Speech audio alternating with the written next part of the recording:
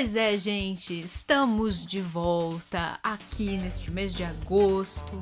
Vamos começando com o primeiro vídeo do mês, trazendo para vocês um conteúdo que eu tô produzindo assim em meio a uma correria danada, muito poucas horas de sono, porque enquanto estou trabalhando, fazendo minhas coisas, gravando meus vídeos, gravando podcast para os apoiadores, fazendo vídeo lá para o Clube do Livro do Felipe Neto, né? Foi a grande polêmica da outra semana, muitos me parabenizaram, outros me xingaram, mas o importante é que falaram de mim, e enquanto eu tô fazendo tudo isso, eu também estou acompanhando as Olimpíadas de Paris. Então, hoje, por exemplo, que é segunda-feira, eu dormi pouquíssimas horas, porque acordei muito cedo, eu vi a Rebeca Andrade sendo roubada naquela prova de trave, que eu fiquei indignada, eu achei que eu ia passar o resto do dia com esse sabor de ódio na minha boca, mas aí a Rebeca, né, linda, maravilhosa, né, eles tentam roubar a Rebeca, mas ela é muito talentosa, e aí ela ganhou aquele ouro no solo, maravilhoso, emocionante, tudo muito lindo. E enquanto eu vou fazendo tudo isso,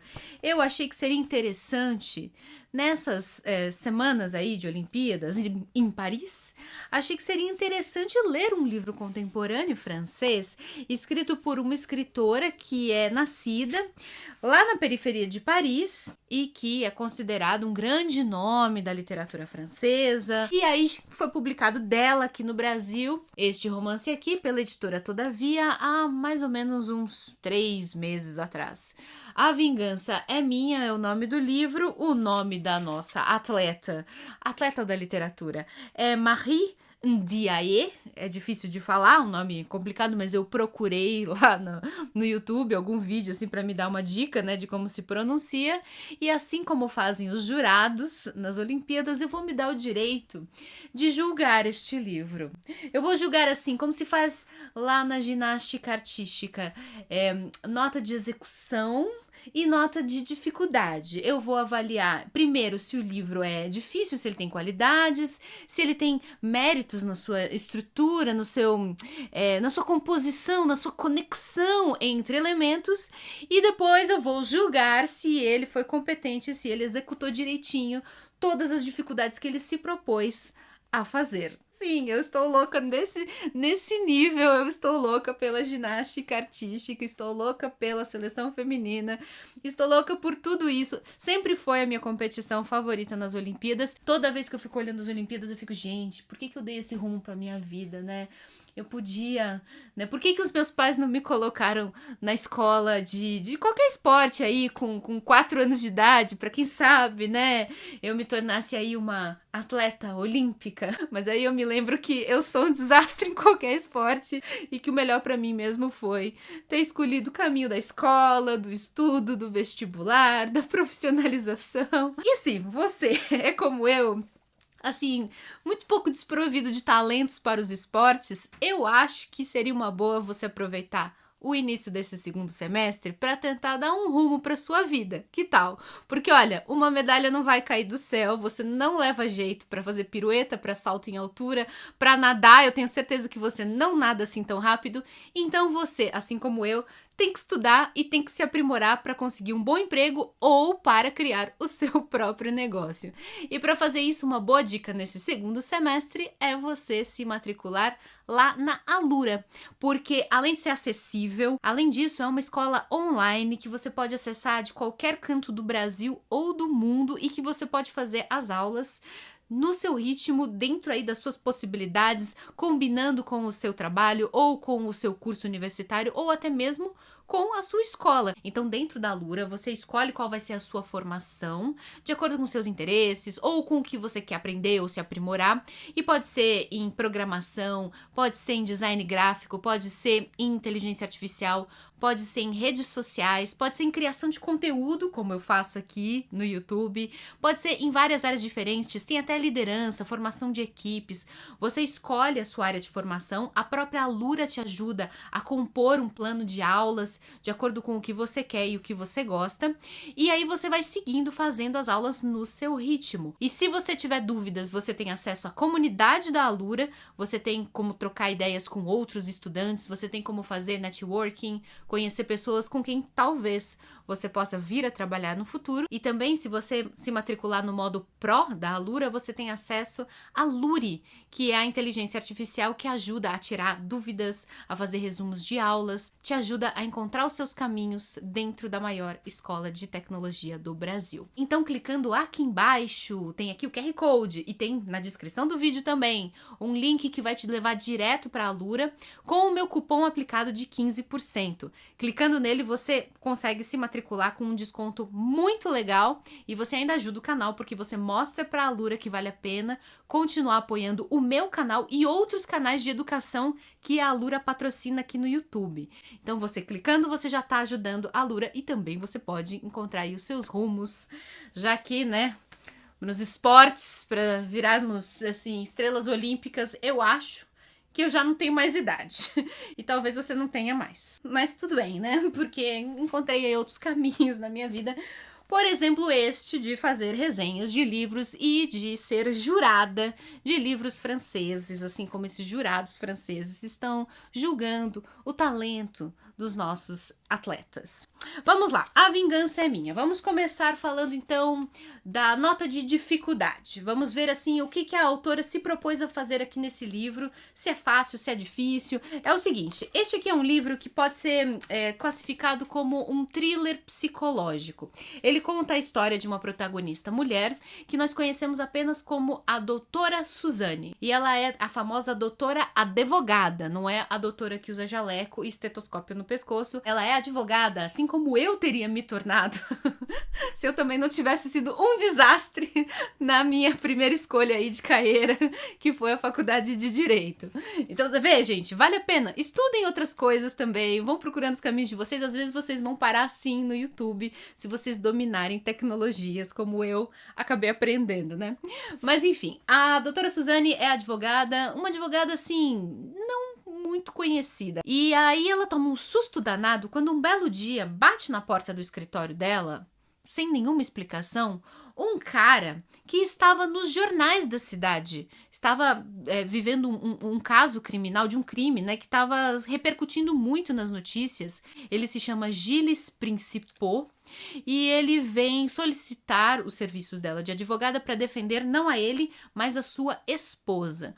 Porque esse era o caso, né, que tinha tomado os jornais. A esposa do senhor Gilles Principaux, que se chama Marlene, tinha simplesmente, vocês estão preparados?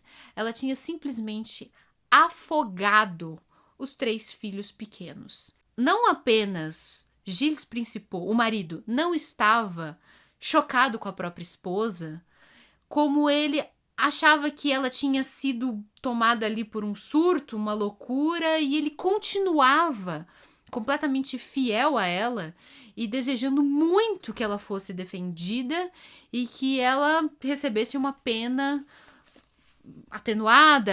Ele queria que ela tivesse uma boa defesa e ele continuava disposto a continuar casado com essa mulher que tinha, eu repito, assassinado os 3 filhos pequenos do casal, sendo que um deles era apenas uma bebê.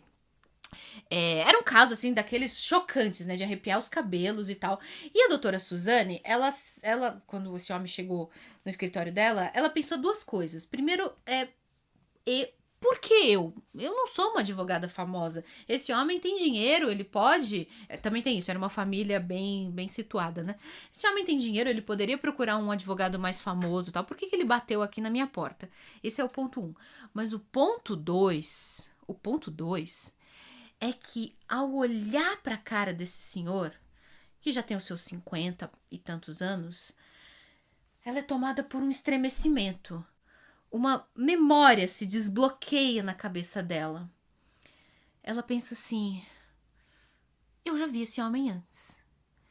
E enquanto esse homem vai conversando com ela e ela vai ouvindo, ela pensa assim, mas eu sei quem é esse homem. Ela volta no tempo, ela tem um flashback mental e ela volta para um momento quando ela tinha 10 anos de idade e tinha acompanhado a própria mãe, que trabalhava como empregada doméstica, numa casa que a mãe foi fazer uma faxina, foi passar uma roupa, né? E ela não tinha onde deixar ela, menina, né? E levou pro trabalho. uma coisa muito comum entre empregadas domésticas, às vezes, trazer as crianças para o trabalho. E ela foi levada pela mãe para casa de uma família muito rica, muito, muito rica. E aí, enquanto a mãe passava roupa na cozinha, chegou o filho da família rica. Esse filho tinha, então, uns 16 anos, era adolescente. Viu ela ainda criança, a doutora Suzane, criança, com 10 anos, e falou alguma coisa, você tá fazendo nada aí, vem pra cá, vem até o meu quarto. E a menina foi. Uma menina de 10 anos foi ao quarto de um adolescente de 16. Ela, filha da empregada. Ele, rico, numa família, numa casa boa, rica. E aí, naquele quarto, a doutora Suzane se lembrava que tinha acontecido alguma coisa muito importante. Muito importante. Alguma coisa que tinha mudado a vida dela. Uma coisa que, depois daquele dia, daquela tarde, ela nunca mais foi a mesma. E por mais que a doutora Suzane se esforçasse, ela não conseguia se lembrar exatamente o que tinha acontecido naquele quarto. O pensamento óbvio de todo mundo foi, eu sei, você pensou nisso, eu pensei nisso, um abuso. A própria doutora Suzane sabe disso, ela sabe que essa é a resposta óbvia. Mas ela não quer acreditar que foi um abuso sexual, porque ela não se lembra do que aconteceu, mas ela não se lembra de ter sido ruim. Ela acha que foi um momento importante, mas ela não sabe exatamente por quê. Ela se sente ao mesmo tempo constrangida, desconfortável com essa lembrança, mas ela também não quer que coloquem simplesmente ali um rótulo. Foi um abuso, você sofreu um abuso. Enfim, quando foi isso que aconteceu. Ela tem algum tipo de memória bloqueada. Alguma coisa aconteceu e a memória dela criou uma barreira ali, ela não consegue se lembrar. E ela viu aquele homem e ela pensou, é ele. Só pode ser ele. Ele tá muito diferente. Naquela época ele tinha 16 anos, agora ele tem mais de 50. Mas é ele. O detalhe importante também. Ela era uma criança, ela não se lembra o nome do menino, da família. Ela tinha 10 anos. Ela não sabia se o nome daquela família, que a mãe dela tinha levado ela para fazer um serviço, uma faxina, se era uma família chamada Principô. Então ela fica nessa dúvida atroz. E aí ela começa a se questionar, será que esse homem sabe quem eu sou? Será que esse homem me escolheu como advogada para defender a esposa dele nessa coisa atroz que essa mulher fez? Será que ele fez isso porque ele sabe que eu tenho alguma conexão com ele? Será que ele se lembra de mim? Ou será que foi um mero acaso? Mas o que levaria esse homem importante a bater na porta do meu escritório? Eu, uma mulher que não tenho fama como advogada, que tem um escritório pequeno que eu acabei de abrir. Essa é a proposta de A Vingança é Minha, de Marie Diaye.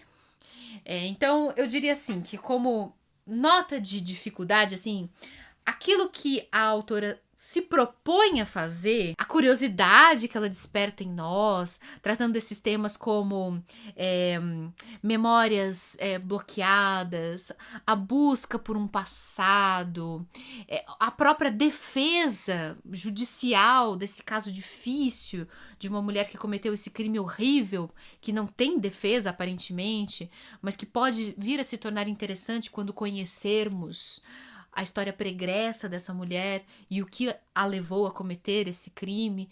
Tudo isso, olha, para mim são os ingredientes de uma boa história. Então eu daria uma nota bem alta para a dificuldade proposta aqui pela autora.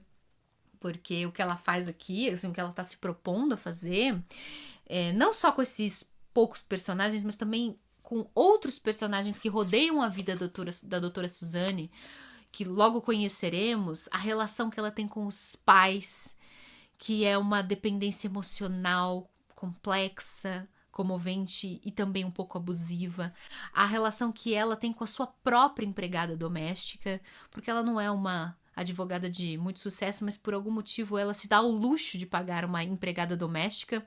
Será que isso tem a ver com o passado dela, o fato da mãe dela ter sido empregada e ela quer mostrar pra si mesma que ela subiu de vida, que ela mudou de classe social. Tudo isso é muito interessante. Tudo isso é muito bom, são os ingredientes de uma boa história. E eu comecei a ler este livro e fui lendo até a metade com a segurança de que eu estava lendo, assim, um livro que tinha uma qualidade de Rebeca Andrade, assim. Movimentos complexos e bem executados. Os pulos, as piruetas, os pousos ali no chão cravados, com os pés fixos no chão, sem balançar, sem dar passos para fora da área do solo, sem cair dos aparelhos. Tava tudo seguindo muito, muito bem. Mas aí eu fui continuando a leitura, e continuando a leitura, e continuando a leitura, e eu fui vendo sucessivos erros de execução. Por quê? Porque ao mesmo tempo que ela propõe esse monte de dúvidas fascinantes, a autora consegue a proeza de não entregar absolutamente nenhuma resposta para os mistérios que ela propõe. Tudo que a gente quer saber na história. Teve abuso ou não teve? O Gilles Principal conhece ela ou não conhece? O que vai acontecer? Por que a moça matou os filhos ou não? Todas as perguntas que ela propõe e que nós ficamos nos rasgando de curiosidade para conhecer as respostas, todas elas ficam sem resposta. É de uma frustração. É de uma... A gente termina o livro assim com o sentimento de ter sido feito de palhaço. Pode colocar um emoji de palhaço aqui na minha cara. Aí eu terminei de ler o livro. Então, assim, nota de dificuldade eu dou muito alta, porque ela propõe movimentos difíceis e consegue, até determinado ponto, executá-los. Só que aí, parece que ela...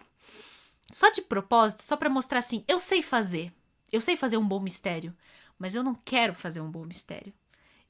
Eu vou de propósito deixar tudo em aberto. Pra você, leitor, ficar muito, muito angustiado. A dificuldade é muito grande, mas a execução, se ela não é mal feita, porque é evidente que nós temos uma autora que sabe escrever, ela é feita assim com crueldade, quase com sacanagem pra cima de nós. E aí eu fui ler algumas resenhas lá no Goodreads, né, que reúne resenhas escritas em vários países do mundo, até em português, e eu vi que as reações foram opostas. Havia algumas pessoas, a minoria, que acharam o livro muito bom, bem construído, perceberam as qualidades literárias da autora para conseguir costurar tão bem personagens verossímeis, mentalmente instáveis, e ela é certamente... No começo a gente pensa que ela tem alguma instabilidade mental, mas depois nós percebemos que ela sofre, assim, de gravíssimos transtornos mentais, muito provavelmente devido aos traumas não bem resolvidos, talvez até aquele abuso, né, que ela sofreu, enfim. E não foi tratado, não foi terapeutizado, não foi medicado, e aí ela se tornou uma pessoa com doença mental, várias aí, eu só não sei diagnosticar, mas dá pra perceber que ela tem. Mas a imensa maioria deu nota baixíssima, deu apenas 1 estrela, porque essa sensação de angústia, de se sentir enganado, de pegar um livro de mistério esperando uma solução. Pode nem ser a resposta para todas as dúvidas, mas pelo menos para algumas dúvidas, alguns mistérios, e não receber nada. Isso dá muito ódio. Muita gente fez resenhas raivosas deste livro. O grande usufruto dessa história é a maneira como é construído. É nós percebermos ao longo da narrativa, conforme ela vai ficando cada vez mais obcecada em descobrir os mistérios do seu passado, a gente vai descobrindo também o quanto que a sua saúde mental vai se deteriorando até ela entrar em colapso. Ela tenta por todas as maneiras recompor esse passado, ela questiona a mãe, ela investiga, ela tenta questionar o cara, ela nunca recebe as respostas que ela precisa receber. É assim na vida real, né? Quantos de nós também não temos dúvidas que ficam sem resposta para sempre? como teria sido se eu tivesse feito diferente, por que o meu pai ou minha mãe não fizeram isso quando eles poderiam ter feito aquilo. Tudo isso fica sem resposta. Por que que tal pessoa não gosta de mim se eu me dediquei tanto a ela? Por que que outra pessoa me fez tanto mal se eu não fiz nada para merecer isso? Por que que tal injustiça aconteceu? Talvez faça o seu estilo, né? Não vai fazer o estilo de todo mundo, já vou advertindo, mas eu tenho certeza que alguns leitores que estão me assistindo e que vão comentar aqui embaixo vão falar pra mim que gostam exatamente desse tipo de ousadia e de coisas pouco convencionais. Então, se você é um deles, coloca aqui embaixo para eu saber que você existe, pelo menos. Os links para comprar o livro estão aqui embaixo na descrição. Comprando livros na estante virtual ou na Amazon, você ajuda o canal e você também ajuda se tornando um apoiador ou uma apoiadora. É só conhecer a minha campanha lá no apoia.c/ler antes de morrer. Você me ajuda e você ainda recebe recompensas. Vale muito a pena e me ajuda demais. No final do vídeo agora vai aparecer os nomes atualizados dos apoiadores. Muito obrigada a todo mundo que tá chegando. Tchau, gente. Até o próximo vídeo. E boas Olimpíadas. Boa sorte aí pro Brasil que tá tendo muita dificuldade com esses árbitros. Quem sabe até o fim das Olimpíadas as coisas melhorem um pouquinho. Tchau, gente. Até mais.